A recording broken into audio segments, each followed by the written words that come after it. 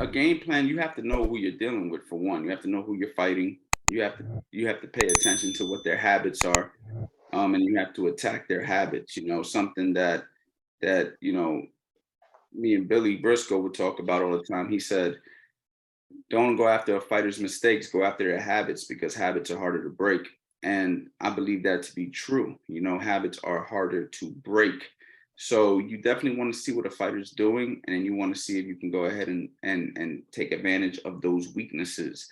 But again, it always comes down to teaching your fighter how to deal with situations. It always comes down to teaching your fighters the proper fundamentals and skill sets, because as we all know, everybody has a plan until they get punched in the face. So you can have a game plan, but the game plan isn't guaranteed to work. And the guarantee, what I'm saying, there's no guarantees in boxing. You want to be able to adjust as the fight is happening. You want to be able to make decisions on the fly. So if you know how to deal with a guy who is aggressive, if you know how to deal with a guy who fights on the back foot, if you know how to deal with a counter puncher, it's much easier to get through those fights than if you have a guy that doesn't know how to even deal with those particular situations. So your goal as a trainer should be, how do you deal with a guy who is aggressive? How do you deal with a guy who likes to move a lot? How do you deal with a guy who's a counter puncher? And you should be teaching him those skills. And once they know those skills, then it's easier to tell your guy, listen, he's a counter puncher. You know what to do. Listen, he's coming forward. You know what to do. And then you don't have to give all these difficult instructions in the corner, because you've already done the hard work, which was teach your fighter the skills. And now I can keep my instructions simple in the corner and he knows what to do. You know what I mean? So your job as a trainer and a teacher is to teach him how to deal with anything that boxing may throw at him, and then just say, hey, for instance, Raymond Ford, we're gonna go forward this fight because he doesn't like going backwards.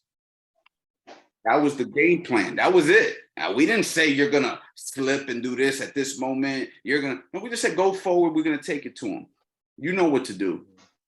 We worked on it. Now, if there was a situation where we felt that Raymond was having trouble or got hurt, I might have adjusted in the fly and said, boxing. You know how to box. Boxing. I don't got to give you all these complicated instructions when you already know how to fight. But it's my job to make sure you know what you're doing.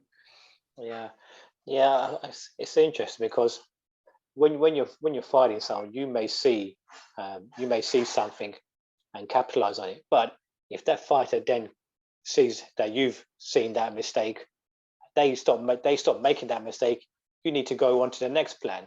So as a fighter as well, you need to be able to need to be able to handle multiple situations, because it's not just you see one weakness, you hit him and it's over. It's very, very like that. It's one weakness, you see it, he's now adjusted, and you got to find something else to do. You got to move on to plan B, C, D, E, and F. It's a long drawn out process usually. It's not simple at all. Yeah, they got to know what they're doing in that ring, and they got to be prepared for anything.